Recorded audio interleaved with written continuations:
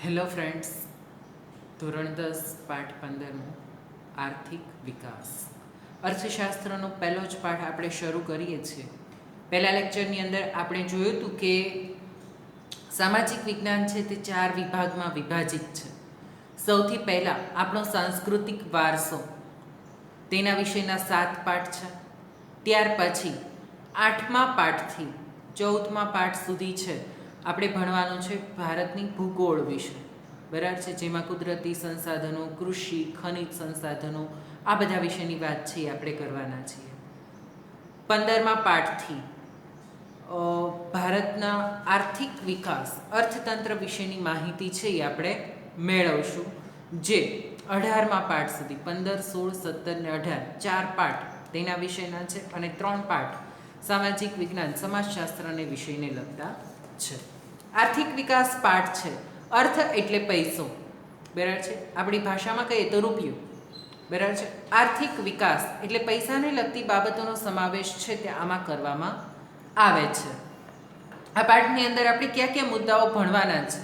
તો પહેલા તો મુદ્દો છે આપણો આર્થિક વિકાસ એટલે શું, વિકાસશીલ અર્થતંત્રના લક્ષણો, આર્થિક અને બિનઆર્થિક પ્રવૃત્તિઓ, ભારતીય અર્થકારણનું માળખું, ઉત્પાદનના સાધનો, ઉત્પાદનના સાધનોની ફાળવણી અને ઉત્પાદનના સાધનોની ફાળવણીની પદ્ધતિઓ, જેમાંથી 3 પદ્ધતિઓનો અભ્યાસ છે આપણે કરવાના છીએ: સમાજવાદી પદ્ધતિ, બજાર પદ્ધતિ અને મિશ્ર અર્થતંત્ર.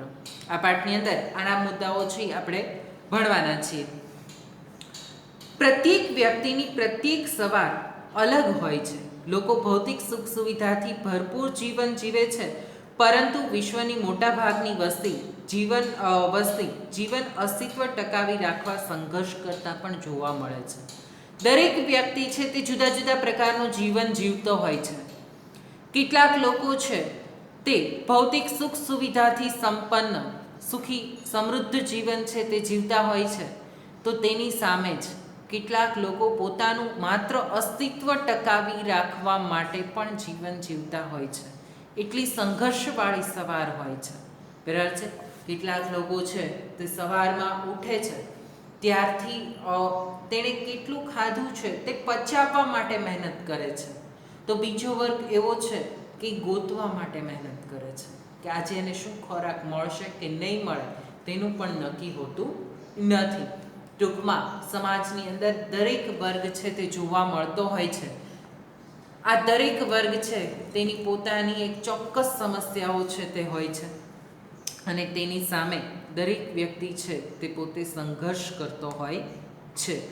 આ ગરીબ તરીકે ઓળખાતા લોકો માટે ભૌતિક સુખ સુવિધાથી કે આરામની કલ્પનાનો વિષય છે. કેટલાક લોકો એટલા ગરીબ છે કે તેની માટે ભૌતિક સુખો તે માત્ર કલ્પનાનો વિષય છે, બરાબર છે. સુખ સુવિધાયુક્ત, આરામયુક્ત જીવન પોતે જીવશે તેની માત્ર તેઓ શું કરે છે? કલ્પના જ કરતા હોય છે. તે લોકો એને ભોગવી શકતા નથી. આવી પરિસ્થિતિ કેવી રીતે ઉદ્ભવી, આ પરિસ્થિતિમાંથી બહાર કેવી રીતે નીકળવું વગેરે જેવા પ્રશ્નોનો ઉત્તર છે આ પાઠની અંદર આપણે મેળવશું.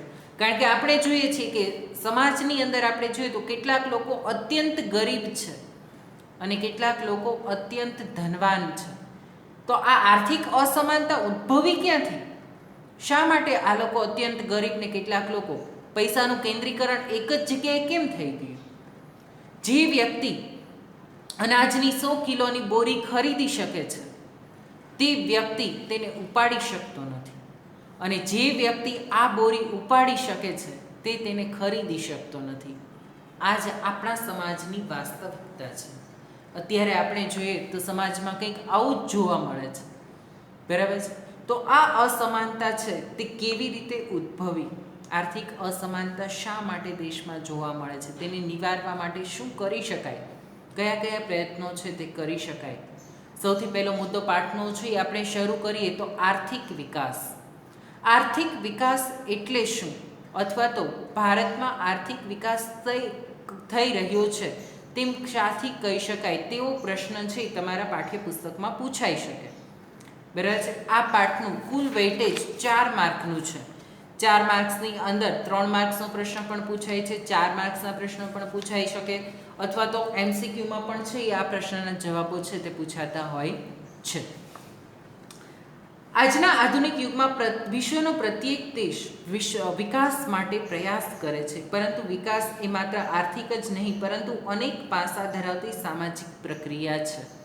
વિકાસ છે તે માત્ર આર્થિક જ નહીં પરંતુ જુદા જુદા પાસા ધરાવતી પ્રક્રિયા છે. આર્થિક વિકાસ એ કોઈ પણ રાષ્ટ્રની આવકમાં થતો સતત વધારો દર્શાવે છે. બરાબર છે કે કોઈ પણ રાષ્ટ્રની આવકમાં જ્યારે સતત વધારો થાય ત્યારે તેને આર્થિક વિકાસ તરીકે છે એ ઓળખવામાં આવે છે. દેશની રાષ્ટ્રીય આવકમાં સતત વધારો થવો, દેશની માથાદીઠ આવકમાં સતત વધારો થવો અને લોકોના જીવન ધોરણમાં સુધારો થવો તેને આર્થિક વિકાસ કહેવામાં આવે છે.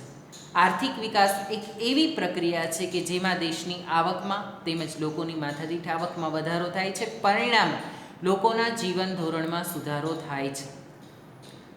વ્યાખ્યાને સમજીએ તો લોકોની માથાદીઠ આવક વધે એટલે કે આપણી આવક વધે એટલે શું થાય? તો આપણા જીવન ધોરણમાં શું થાય? વધારો છે, સુધારો થતો જોવા મળે છે. કે આપણે છે એ સામાન્ય જીવન જીવતા હોઈએ, બરાબર કે પહેલાં આપણી આવક છે એ મંથલી 5,000 રૂપિયાની હોય, ત્યારે આપણું જીવન છે એ કેવું હોય? તો આપણી જે બી આવક હોય ને તે પ્રકારેનું આપણે જીવન જીવતા હોય. આપણે બહુ સાદું જીવન જીવતા હોય, સામાન્ય કપડાં પહેરતા હોય, જાહેર પરિવહનના માધ્યમો છે તેનો ઉપયોગ કરતા હોઈએ, બહુ સરળતાથી આપણો ઓછો ખર્ચ થાય તે પ્રકારેનું જીવન છે એ આપણું હોય. હવે તમારી આવક 5,000માંથી વધીને 25,000 રૂપિયા થાય છે એટલે તમે શું વિચારશો? કે પહેલાં તો આપણે છે કંઈક વાહન આપણું પોતાનું લઈએ, ઘરનું મકાન લઈએ, ભાડાના મકાનમાંથી આપણે છૂટી મેળવીએ, બરાબર છે. આપણે જે દૂધ, ઘી, છાશ, ખોરાકમાં પણ જે કંઈ ચીજ વસ્તુઓનો ઉપયોગ કરતા હોય તેમાં સારી ગુણવત્તાયુક્ત ખોરાકનો ઉપયોગ છે એ આપણે કરવા લાગીએ. એટલે આ શું દર્શાવે છે? આપણા જીવન ધોરણમાં સુધારો આવે છે. આપણે પહેલાં પહેરતા હોય એના કરતાં વધારે સારા કપડાં પહેરીએ છીએ, વધારે ઉચ્ચતમ જીવન ધોરણ છે એ જીવવાનો પ્રયાસ કરીએ છીએ. એટલે ટૂંકમાં લોકોની માથાદીઠ આવક વધતા તેના જીવન ધોરણમાં જ્યારે સુધારો થાય ત્યારે તેને શું કહેવાય? આર્થિક વિકાસ થયેલો કહેવામાં આવે છે. ભારતમાં આઝાદી પછીના વર્ષોમાં લોકોની માથાદીઠ આવકમાં ક્રમશઃ વધારો થયો છે. દેશમાં ખોરાક, રહેઠાણ, કાપડ, કોલસો, વીજળી, અન્ય વપરાશી વસ્તુઓ વગેરેના વપરાશમાં પણ વધારો થયો છે. શિક્ષણ, આરોગ્ય, પરિવહન અને સંચાર સેવાઓનો વપરાશ વધ્યો છે, બરાબર છે. તમે અત્યાર સુધી ભણી ગયા તો સાક્ષરતા દર છે તે ભારતમાં પ્રાચીન સમયમાં ખૂબ જ ઓછો જોવા મળતો હતો. હવે દિવસે ને દિવસે સાક્ષરતા દર વધતો જાય છે. શું કામ? કારણ કે શિક્ષણનું સ્તર વધતું જાય છે, શિક્ષણનું પ્રમાણ વધતું જાય છે, લોકોની આવક વધી છે એટલે લોકો પોતાના બાળકોને શિક્ષણ અપાવે છે. તે માત્ર પૈસાનું જ ઉત્પાદન કરે તેવું નહીં, પરંતુ તે શિક્ષણ મેળવીને વધારે ઉત્પાદન કરી શકે તેવું તે પણ લોકો ઈચ્છવા લાગે છે. અને તેના લીધે શિક્ષણની સેવાઓ, આરોગ્ય, પરિવહન આ બધી જ સેવાઓનો ઉપયોગ છે એ વ્યક્તિ વધારે પ્રમાણમાં કરે છે. બીમાર પડે તો તરત જ અત્યારે વ્યક્તિ છે એ ડૉક્ટરની પાસે જાય છે, એટલે આરોગ્યની સેવાનો ઉપયોગ કરે છે. એક સ્થળેથી બીજા સ્થળે જવું હોય તો હવે ચાલીને કેવી રીતે નથી જતા, આપણે તરત જ પરિવહનના સાધનોનો ઉપયોગ છે એ આપણે કરીએ છીએ, જેના પરિણામે લોકોના જીવન ધોરણમાં સુધારો થયો છે. અને આ પરિણામને લીધે લોકોનું જીવન ધોરણ છે તે કેવું થયું છે? સુધર્યું છે. લોકો ઉચ્ચ જીવન છે તે જીવવા લાગ્યા છે.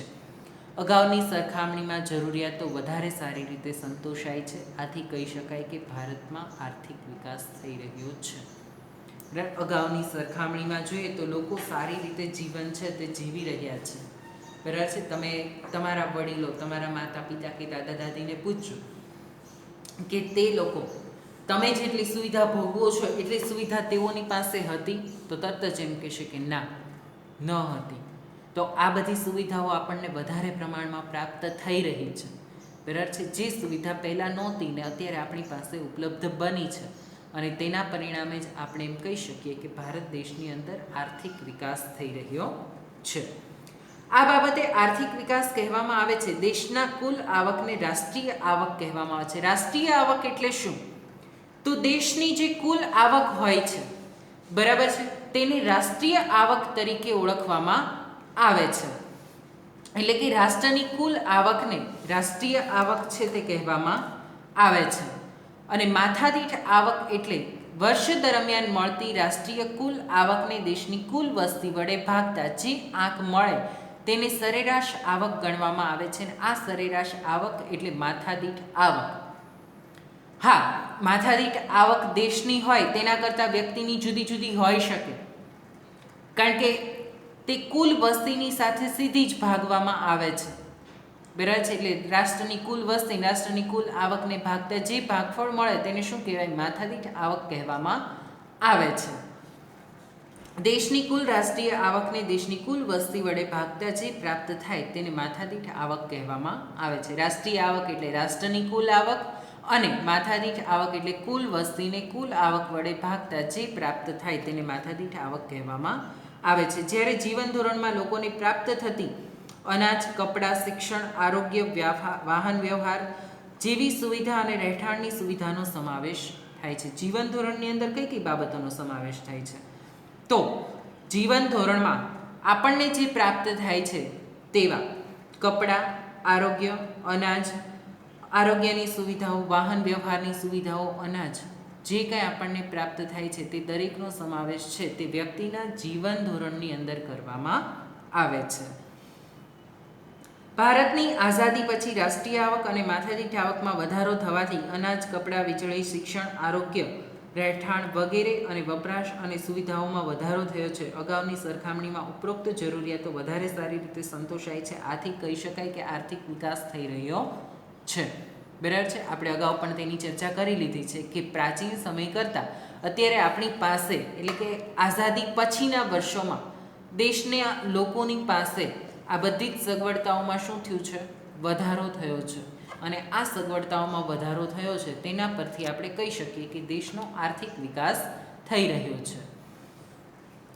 ભારતની રાષ્ટ્રીય આવક આપણે જોઈએ તો ભારતની રાષ્ટ્રીય આવક જીડીપી, ગ્રોસ ડોમેસ્ટિક પ્રોડક્શન, તમારા પાઠ્યપુસ્તકની અંદર આપેલું છે કે 2011-12માં 15-16ના ભાવોએ દેશની રાષ્ટ્રીય આવક છે તે 87,36,039 કરોડ હતી, જે વધીને 2015-16માં 1,35,67,192 કરોડ રૂપિયા થઈ. એટલે રાષ્ટ્રની આવક છે તેમાં શું થયો? ખૂબ જ મોટો વધારો થયેલો જોવા મળે છે.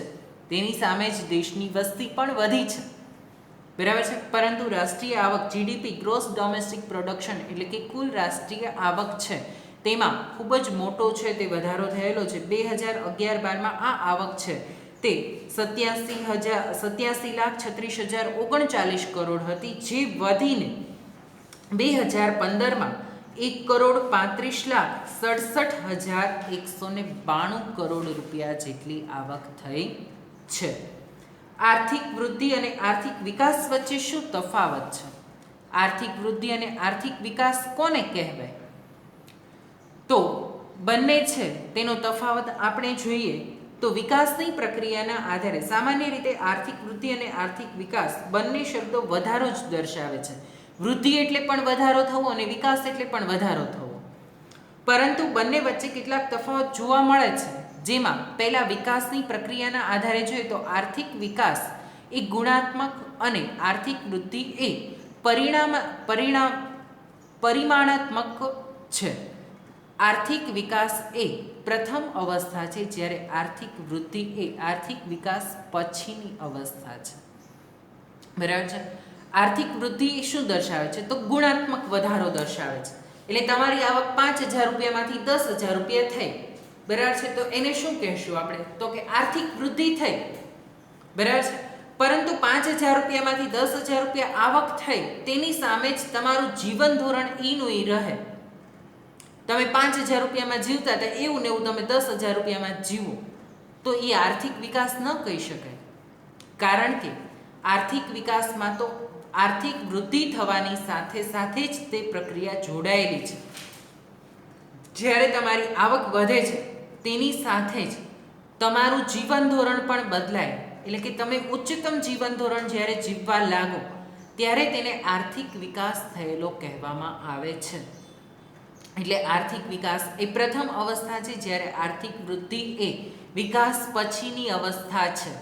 આપણું જીવન ધોરણ સારું હોય તો જ આપણી આર્થિક વિકાસ છે તે થઈ શકે છે. બીજું, અર્થતંત્રમાં થતા પરિવર્તનના આધારે એ જોઈએ આપણે તો અર્થતંત્રમાં થતા નવા સંશોધનના આધારે આર્થિક ઉત્પાદનમાં થતો વધારો એ વિકાસ છે. દાખલા તરીકે ખેતી ક્ષેત્રમાં ઘઉં, ડાંગર જેવા પાકમાં નવા બિયારણોની શોધ થતાં ઉત્પાદનમાં અનેક ગણો વધારો થયો. આ બાબત આર્થિક વિકાસ દર્શાવે છે. બીજી તરફ ખેડાણ લાયક જમીનમાં વધારો થવાથી ખેતીલાયક ઉત્પાદનમાં વધારો થાય તો એ શું દર્શાવે છે? આર્થિક વૃદ્ધિ દર્શાવે છે. તમને એમ થાય કે બેમાં ખેતીના ઉત્પાદનમાં તો વધારે થયો, તો બીજો મુદ્દો છે તે આર્થિક વિકાસ શું કામ નહીં, અને પહેલો જ મુદ્દો આર્થિક વિકાસ શું કામ? તો જમીન જેટલી છે એટલી ને એટલી જ છે, બરાબર છે. પરંતુ ટેકનોલોજીનો ઉપયોગ કરીને ઘઉં, ચોખા, ડાંગર એટલે ચોખા, તો ઘઉં, ચોખા આ બધાનું ઉત્પાદન આપણે વધારીએ તો તેને શું કહેશું? આર્થિક વિકાસ કહેશું. કારણ કે મર્યાદિત સાધનોથી આપણે ઉત્પાદનમાં વધારો કરેલો છે. જ્યારે આર્થિક વૃદ્ધિમાં શું છે?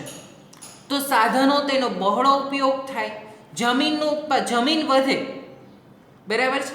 અને એ જમીન વધવાથી ઉત્પાદનમાં વધારો થાય તો તે ઉત્પાદનના વધારાને આર્થિક વિકાસ ન કહી શકાય, તે માત્ર આર્થિક વૃદ્ધિ છે. તમારી પાસે 50 વીઘા જમીન છે, તેની અંદર તમે જેટલું ઉત્પાદન મેળવો છો એટલું જ ઉત્પાદન અન્ય વ્યક્તિની પાસે 100 વીઘા જમીન છે તેમાં તે મેળવે છે, તો આર્થિક વિકાસ છે 50 વીઘા જમીનનો ગણાશે. શું કામ? કારણ કે તે મર્યાદિત સંસાધનો વડે વિપુલ ઉત્પાદન છે તે પ્રાપ્ત કરે છે. જ્યારે ઓલો વ્યક્તિ છે તે ટેકનોલોજીનો ઉપયોગ કરી શકતો નથી અને સંસાધનનો બહોળો ઉપયોગ કરે છે, તેના પરિણામે તે પોતાના શ્રમનો વ્યય કરે છે અને ઉત્પાદનના સાધનો છે તેનો પણ બગાડ કરે છે અને યોગ્ય ઉપયોગ છે તે કરી શકતો નથી. એટલે કે ટૂંકમાં અર્થતંત્રમાં થતા પરિવર્તનના આધારે આર્થિક વૃદ્ધિ અને આર્થિક વિકાસ શું છે? તો ખેતીના સાધનોની અંદર તેવી જ રીતે બીજા કોઈ સાધનોમાં પણ જ્યારે ટેકનોલોજીનો ઉપયોગ કરીને આપણે નવી ઉત્પાદન પદ્ધતિથી વધારે ઉત્પાદન પ્રાપ્ત કરીએ તો એ આર્થિક વિકાસ છે. જ્યારે જૂની ટેકનોલોજીથી આપણે બહોળા પ્રમાણમાં શ્રમનો ઉપયોગ કરીને ઉત્પાદન પ્રાપ્ત કરીએ તો તેને આર્થિક વૃદ્ધિ કહેવામાં આવે છે. વિકસિત અને વિકાસશીલ દેશોના સંદર્ભમાં જોઈએ તો વિકસિત અને વિકાસશીલ દેશોના સંદર્ભમાં પણ બંને વચ્ચે તફાવત જોવા મળે છે. વિકસિત દેશોની રાષ્ટ્રીય આવકમાં થતો વધારો જ આર્થિક વૃદ્ધિ કહેવાય, જ્યારે વિકાસશીલ દેશોની રાષ્ટ્રીય આવકમાં થતો વધારો એ આર્થિક વિકાસ કહેવાય. બરાબર છે કે વિકસિત દેશો અને વિકાસશીલ દેશોની સરખામણી કરીએ તો વિકસિત દેશોની જે રાષ્ટ્રીય આવકમાં વધારો થાય એટલે આર્થિક વૃદ્ધિ છે એને કહેવામાં આવે છે, જ્યારે વિકાસશીલ દેશોની રાષ્ટ્રીય આવકમાં વધારો થાય તો તેને આર્થિક વિકાસ કહેવામાં આવે છે. કારણ કે વિકસિત દેશોમાં તો શું છે? તેનો વિકાસ પૂર્ણ થઈ ચૂકેલો છે. વિકસિત અર્થતંત્ર અને વિકાસશીલ અર્થતંત્ર કોને કહેશું આપણે? તો જેનો વિકાસ પૂર્ણ થઈ ચૂક્યો છે તેને વિકસિત દેશ કહેવામાં આવે છે. જ્યારે જે દેશ વિકાસ કરી રહ્યું છે તે દેશને વિકાસશીલ દેશ તરીકે ઓળખવામાં આવે છે. ભારત છે તે વિકાસશીલ અર્થતંત્ર છે, જ્યારે અમેરિકા છે તે વિકસિત રાષ્ટ્ર ગણવામાં આવે છે. ભારત વિકાસશીલ અર્થતંત્ર છે, તો આપણે હવે વિકાસશીલ અર્થતંત્રના લક્ષણો છે એ જોઈએ. તો વિકાસશીલ અર્થતંત્રના લક્ષણોમાં સૌથી પહેલું લક્ષણ છે વિકાસશીલ અર્થતંત્રના વિકાસશીલ અર્થતંત્ર માથાદીઠ આવકના પરિણામે અલગ અલગ પાડવામાં આવે છે. વિશ્વ બેંક 2004ના વિશ્વ વિકાસ અહેવાલમાં $735થી ઓછી માથાદીઠ આવક ધરાવતા દેશોને વિકાસશીલ અર્થતંત્ર તરીકે ઓળખવામાં આવે છે અને વિકાસશીલ અર્થતંત્રના મુખ્ય લક્ષણો નીચે મુજબ છે તે આપેલા છે, જેમાં સૌથી પહેલું લક્ષણ છે નીચી માથાદીઠ આવક. બરાબર છે કે વિકાસશીલ અર્થતંત્રનું સૌથી પહેલું અને મહત્વનું લક્ષણ છે નીચી માથાદીઠ આવક. વિકાસશીલ અર્થતંત્રની માથાદીઠ આવક કેવી હોય છે? ઓછી હોય છે. વિકાસશીલ અર્થતંત્ર ધરાવતા દેશની વસ્તી વૃદ્ધિનો દર ઊંચો હોવાથી માથાદીઠ આવક ઓછી હોય છે, પરિણામે લોકોનું જીવન ધોરણ નીચું રહે છે. માથાદીઠ આવક એટલે આપણી આવક જ ઓછી હોય તો જીવન ધોરણ કેવું રહે? નીચું રહે છે. આપણે હાઈફાઈ લાઈફસ્ટાઈલ જીવી શકતા નથી કારણ કે આપણી આવક એટલી હોતી નથી. એટલે કે વિકાસશીલ અર્થતંત્રની અંદર લોકોની આવક જ ઓછી હોય છે, તેના લીધે તેનું જીવન ધોરણ નીચું રહે છે. બીજું, વસ્તી વૃદ્ધિ. દેશોમાં વસ્તી વૃદ્ધિનો વાર્ષિક દર 2% કે તેથી વધારે હોય છે. દેશની અંદર વિકાસશીલ દેશોમાં વસ્તી વૃદ્ધિ સતત થતી હોય છે અને વસ્તી વૃદ્ધિ થાય એટલે શું થાય? માથાદીઠ આવક ઓછી થઈ જાય, કારણ કે રાષ્ટ્રની કુલ આવકને કુલ વસ્તી વડે ભાગવામાં આવે. વસ્તી વધારે હોય એટલે માથાદીઠ આવકમાં ઘટાડો છે એ થતો હોય છે. એટલે વિકાસશીલ અર્થતંત્રની અંદર બીજું મહત્વનું લક્ષણ છે વસ્તી વધારો. રાષ્ટ્રમાં વસ્તી વધુ જોવા મળે છે અને આવા દેશોમાં વસ્તી વૃદ્ધિનો દર 2% કે તેથી વધારે હોય છે. ત્રીજું વિકાસશીલ અર્થતંત્રનું લક્ષણ છે કૃષિ પર અવલંબન. કૃષિ એટલે કે ખેતીની પ્રવૃત્તિ ઉપર જ વધારે અવલંબન આધાર છે તે વ્યક્તિ રાખતો હોય છે. વિકાસશીલ રાષ્ટ્રોમાં ખેતી મુખ્ય આર્થિક પ્રવૃત્તિ હોય છે. દેશના 60% કરતાં પણ વધુ લોકો રોજગારી માટે ખેતી પર આધારિત હોય છે. એટલે દર 100 વ્યક્તિએ 60 વ્યક્તિ છે તે ખેતીની પ્રવૃત્તિ જ કરતી હોય છે અને રાષ્ટ્રની આવકમાં ખેતીનો ફાળો 25%ની આસપાસ હોય છે. એટલે મોટા ભાગના લોકો ખેતીની પ્રવૃત્તિ કરે છે, પરંતુ ખેતી દ્વારા એટલી બધી આવક પ્રાપ્ત થતી નથી. એટલે રાષ્ટ્રના લોકોને રોજગારીમાં ખેતીનો ફાળો મુખ્ય હોય છે, પરંતુ તેની સામે જ કૃષિ એટલું બધું ઉત્પાદન કરી શકતી નથી. એટલે ખેતીની આવક પાછળ જ ખેતીની પ્રવૃત્તિ પાછળ ખેતી દ્વારા રાષ્ટ્રને આવક છે તે ઓછી પ્રાપ્ત થતી હોય છે. એટલે મુખ્ય કૃષિ પર અવલંબન છે તે પણ તેનું એક મુખ્ય લક્ષણ છે. ત્યાર પછી આવકની અસમાન વહેંચણી. આપણે દેશની અંદર જોઈ રહ્યા છીએ કે દેશની આવકની વહેંચણી છે એ કેવી છે? અસમાન છે. કેટલાક લોકો ખૂબ જ પૈસાવાળા છે અને કેટલાક લોકો અત્યંત ગરીબ છે. મેં પહેલાં પણ તમને કહ્યું કે જે વ્યક્તિ અનાજની 100 કિલોની બોરી ખરીદી શકે છે તે ઉપાડી શકતો નથી અને જે વ્યક્તિ તે બોરી ઉપાડી શકે છે તે તેને ખરીદી શકતો નથી. આવી આવકની અસમાનતા છે વિકાસશીલ અર્થતંત્રમાં પણ જોવા મળતી હોય છે. દેશનો કેટલોક વર્ગ અત્યંત ગરીબી હેઠળ જીવતો હોય છે અને કેટલોક વર્ગ છે તે ખૂબ જ ધનિક છે. એના લીધે જ દેશની અંદર આવકની અસમાનતા છે તે જોવા મળતી હોય છે. વિકાસશીલ અર્થતંત્રનું પણ આ એક લક્ષણ છે. આ દેશોની રાષ્ટ્રીય આવક તેમજ ઉત્પાદનમાં સાધનોની માલિકી અને વહેંચણી અસમાન હોય છે. રાષ્ટ્રીય આવક અને ઉત્પાદનમાં સાધનોની માલિકી કેવી હોય છે? અસમાન હોય છે. આ અસમાનતા ગ્રામીણ અને શહેરી બંને વિસ્તારોમાં પ્રસરે છે. બરાબર છે. આ અસમાનતા છે આપણે જોઈએ તો ગ્રામ્ય વિસ્તારમાં પણ, ગ્રામ્ય વિસ્તારની અંદર આપણે જોઈએ તો કેટલાક લોકોની પાસે પુષ્કળ જમીન હોય છે. બરાબર છે. અને તેઓ જમીન, પોતાની જમીનની માલિકી છે એટલી બધી ધરાવતા હોય છે કે અન્ય વ્યક્તિને પોતાની જમીન ખેડવા માટે આપે છે. અને કેટલાક લોકોની પાસે બિલકુલ જમીન હોતી નથી અને તે લોકો અન્યની જમીન ખેડીને ઉત્પાદનનો મોટો હિસ્સો તેઓને આપે છે અને સામાન્ય હિસ્સો છે તે પોતાની પાસે રાખતા હોય છે. આ દેશોમાં આવકનું સંપત્તિનું કેન્દ્રીકરણ ખૂબ જ અલ્પસંખ્યાના લોકોમાં થયેલું હોય છે. એટલે કે રાષ્ટ્રની આવકનું કેન્દ્રીકરણ છે તે અલ્પસંખ્યા, જે ઓછી સંખ્યા છે તેવા લોકોની અંદર જ આ સંપત્તિનું, આવકનું કેન્દ્રીકરણ થયેલું જોવા મળે છે. આ દેશના ટોચના 20% ધનિક લોકો રાષ્ટ્રીય આવકનો 40% હિસ્સો ધરાવતા હોય છે, જ્યારે તળિયાના 20% ગરીબ લોકો રાષ્ટ્રીય આવકનો 10% હિસ્સો ધરાવે છે.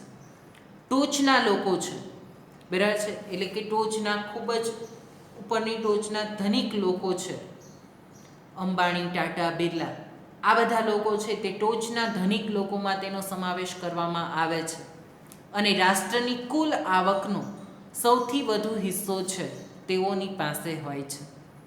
અને સૌથી નીચેના જે સાવ ગરીબ લોકો છે તેઓની પાસે રાષ્ટ્રની કુલ આવકનો માત્ર 10% હિસ્સો હોય છે.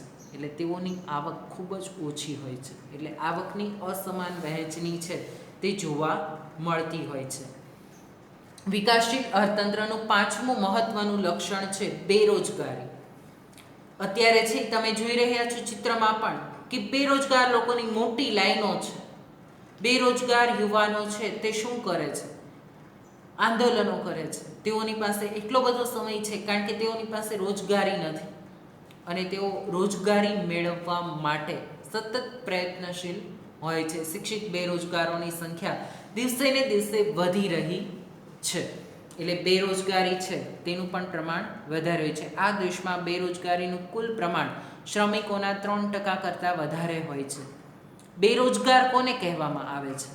તો બેરોજગાર વ્યક્તિ એવી વ્યક્તિને બેરોજગાર કહેવામાં આવે છે કે વ્યક્તિ કામ કરવાની ઈચ્છા ધરાવે છે, બજારમાં પ્રવર્તમાન વેતનની સાથે કામ કરવા માટે તે તૈયાર છે, છતાં પણ વ્યક્તિને કામ મળતું નથી, ત્યારે તેને બેરોજગાર તરીકે ઓળખવામાં આવે છે. અને આ પ્રકારની બેરોજગારી દેશની અંદર જોવા મળતી હોય છે. બરાબર છે કે લોકો છે તે કામ કરવા માટે તૈયાર છે, બરાબર છે, બજારમાં પ્રવર્તમાન વેતન દરે તે કામ કરવા માટે પણ તૈયાર છે, છતાં પણ તેઓને કામ મળતું નથી અને આવી સ્થિતિ સર્જાય છે ત્યારે બેરોજગારીની સ્થિતિ ઉત્પન્ન થાય છે. આ દેશોમાં મોસમી કે છુપી પ્રચ્છન્ન બેરોજગારી અને અન્ય બેરોજગારીનું પ્રમાણ વધારે હોય છે. વળી બેરોજગારીનો સમયગાળો પણ લાંબો હોય છે. મોસમી બેરોજગારી કોને કહેશું વિદ્યાર્થી મિત્રો? મોસમી બેરોજગારી એટલે ચોક્કસ સમયગાળા દરમિયાન વ્યક્તિને કામ મળતું હોય છે, પરંતુ અમુક સમયગાળા દરમિયાન વ્યક્તિને કામ ન મળે, ચોક્કસ ઋતુમાં વ્યક્તિને કામ ન મળે તો તેને મોસમી બેરોજગારી કહેવામાં આવે છે. કૃષિ ક્ષેત્રે સંકળાયેલ લોકોમાં આ પ્રકારની બેરોજગારી વધારે જોવા મળે છે, કારણ કે ચોમાસા અને શિયાળો એવી ઋતુ છે કે જેમાં કૃષિ ક્ષેત્રે વધારે રોજગારી પ્રાપ્ત થાય છે, પરંતુ ઉનાળાની અંદર તેમાં રોજગારી પ્રાપ્ત થતી નથી અને તે રોજગારીને કેવી બેરોજગારી કહેવાય છે? મોસમી બેરોજગારી કહેવામાં આવે છે. એટલે ચોક્કસ ઋતુમાં તમે સિઝનલ ધંધા કરતા હોય, બરાબર છે, એટલે આઈસ્ક્રીમની ને એવી બધી દુકાનો હોય, ઉનાળાની અંદર આ દુકાનો ખૂબ જ ચાલે અને શિયાળાની અંદર આ દુકાનો ઓછી ચાલે, તો તેને મોસમી બેરોજગારી છે એ કહેવામાં આવે છે. છુપી કે પ્રચ્છન્ન બેરોજગારી, જે કામની અંદર 4 વ્યક્તિની જરૂર છે અને એ કામમાં 6 વ્યક્તિને રોકવામાં આવેલા હોય, 4 વ્યક્તિ દ્વારા એ કામ થઈ જતું હોય, 6 વ્યક્તિ દ્વારા થતું હોય, પરંતુ માત્ર 4 વ્યક્તિ દ્વારા જે કામ વ્યવસ્થિત રીતે થઈ જાય છે, એ કામની અંદર 6 વ્યક્તિને જ્યારે રોકવામાં આવે છે તો બાકીની 2 વ્યક્તિ છે એ કેવી છે? પ્રચ્છન્ન બેરોજગાર છે. દેખીતી રીતે એ કામમાં જોડાયેલી છે, પરંતુ તે ઉત્પાદનમાં તેનો ફાળો કેવો છે? નહીવત છે. કારણ કે 4 વ્યક્તિ એ કામ કરત તો એ કામ પૂરું જ થઈ જવાનું હતું અને 6 વ્યક્તિ એ કામ કરે છે તો એ કામ પૂર્ણ થાય છે, તો ઉત્પાદનમાં એ 2 વ્યક્તિનો ફાળો કેવો ગણાય છે? નહીવત છે એ ગણવામાં આવે છે. એટલે દેખીતી રીતે વ્યક્તિ કામ કરે છે પરંતુ ઉત્પાદનમાં તેનો ફાળો નહીવત છે. તે પ્રકારની બેરોજગારીને છુપી બેરોજગારી કહેવાય છે. અત્યારે કૃષિ ક્ષેત્રે અને અન્ય ક્ષેત્રોમાં પણ આ પ્રકારની બેરોજગારી જોવા મળતી હોય છે, કારણ કે જમીનના પેઢી દર પેઢી ભાગ છે એ કેવા થતા જાય? નાના થતા જાય છે. પહેલાં છે જે જમીનની ઉપર 2 જ વ્યક્તિ દ્વારા ઉત્પાદન કરવામાં આવતું હતું, તે જમીનના 2 ભાગ પડે અને એ બંને ભાગ ઉપર 2 વ્યક્તિ દ્વારા ઉત્પાદન કરવામાં આવે, બરાબર છે, તો એ શું થયું? છુપી બેરોજગારી જ થઈ, કારણ કે 2 વ્યક્તિ તેનું સારામાં સારું ઉત્પાદન લઈ શકતા હતા અને હવે એ જમીનના 2 ભાગ કર્યા એટલે 4 વ્યક્તિ થયા, તો 4 વ્યક્તિ છે એ જમીનનું સારામાં સારું ઉત્પાદન લે જ છે, પરંતુ 2 વ્યક્તિ કામ કરતા હતા, તો આ છે તે શું છે? છુપી કે પ્રચ્છન્ન બેરોજગારી કહેવામાં આવે છે. અગાઉના પાઠની અંદર, એટલે કે હવે પછીના પાઠ આપણે જ્યારે અર્થશાસ્ત્રનો ભણશું તેમાં આપણે બેરોજગારીના પ્રકારો વિગતવાર ભણવાના છીએ. અહીંયા માત્ર તમારે નામ જ યાદ રાખવાના છે કે બેરોજગારીનું પ્રમાણ, તો કેવી બેરોજગારીનું પ્રમાણ વધારે જોવા મળે છે? તો કે મોસમી અને છુપી બેરોજગારીનું પ્રમાણ વધારે જોવા મળે છે. છઠ્ઠું વિકાસશીલ અર્થતંત્રનું લક્ષણ છે ગરીબી. ગરીબી એ વિકાસશીલ રાષ્ટ્રનું લક્ષણ છે. એ લોકો પોતાની પ્રાથમિક જરૂરિયાતો જેવી કે અનાજ, કપડાં, રહેઠાણ, શિક્ષણ અને આરોગ્ય વગેરે સંતોષી શકતા ન હોય તેને ગરીબ ગણવામાં આવે છે. ગરીબ કોને ગણશું આપણે? તો જે વ્યક્તિ પોતાની પ્રાથમિક જરૂરિયાતો, અનાજ, કપડાં, આ બધી છે એ માણસની કેવી જરૂરિયાત છે? પ્રાથમિક, પાયાની મુખ્ય જરૂરિયાતો છે. અનાજ, કપડાં, શિક્ષણ, આરોગ્ય, આ બધી સુવિધાઓ જેને પ્રાપ્ત ન થતી હોય તે વ્યક્તિને ગરીબ ગણવામાં આવે છે. અને વિકાસશીલ અર્થતંત્રમાં આવા ગરીબોનું પ્રમાણ પણ વધારે હોય છે. આ દેશોમાં લોકોનું પ્રમાણ દેશની કુલ વસ્તીના 3 ભાગ જેટલું હોય છે. એટલે દર 100 વ્યક્તિએ 30 વ્યક્તિ છે તે કેવા હોય છે? ગરીબ જોવા મળે છે. વિકાસશીલ દેશોમાં આવા લોકોનું પ્રમાણ દર 3 ભાગ જેટલું હોય છે. આ દેશોમાં વ્યાપક ગરીબી માટે તીવ્ર બેરોજગારી અને આવકની અસમાન વહેંચણી જવાબદાર હોય છે. આ દેશની અંદર એટલે કે વિકાસશીલ અર્થતંત્રમાં આવી વ્યાપક બેરોજગારીની માટે મુખ્ય જવાબદાર કોણ હોય છે? તો બેરોજગારી છે અને આવકની અસમાન વહેંચણી છે તે આ ગરીબીની માટે જવાબદાર કારણ કરવામાં આવે છે. વિકાસશીલ અર્થતંત્રનું 7મું લક્ષણ દ્વિમુખી અર્થતંત્ર. આ દેશોનું અર્થતંત્રનું સ્વરૂપ દ્વિમુખી હોય છે. એક બાજુ ગ્રામ વિસ્તારમાં પછાત ખેત પદ્ધતિ, જૂની પુરાણી યંત્ર સામગ્રી, પછાત અને રૂઢિચુસ્ત સામાજિક માળખું, ઓછું ઉત્પાદન, તીવ્ર ગરીબી અને વ્યાપક બેરોજગારી વગેરે પ્રવર્તે છે.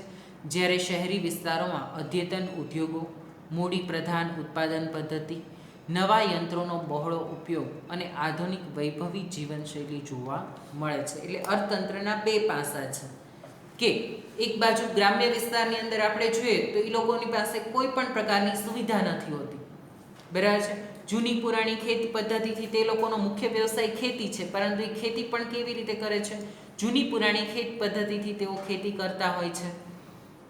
વ્યાપક ગરીબી છે તે જોવા મળતી હોય છે. તો બીજી બાજુ શહેરી વિસ્તારોમાં ઉદ્યોગો, મૂડી પ્રધાન ઉત્પાદન પદ્ધતિ છે, નવી ટેકનોલોજી છે, તેના લીધે ઉત્પાદન પુષ્કળ પ્રમાણમાં થાય છે અને વધુ ઉત્પાદન થવાથી તે લોકોની પાસે આવક છે તે પણ કેવી થાય છે? વધારે જોવા મળે છે. એટલે દ્વિમુખી અર્થતંત્ર. ત્યાર પછી વિકાસશીલ અર્થતંત્રનું 8મું લક્ષણ છે પાયાની અપર્યાપ્ત સેવાઓ. વ્યક્તિની પાસે જે પાયાની સેવાઓ પ્રાપ્ત થવી જોઈએ અનિવાર્ય, તે કેવી હોય છે? વિકાસશીલ અર્થતંત્રમાં ઓછી જોવા મળે છે અથવા તો અપર્યાપ્ત, એટલે કે પૂરતી માત્રામાં વસ્તીના પ્રમાણમાં જેટલી સેવાઓ પ્રાપ્ત થવી જોઈએ તેટલી થતી નથી.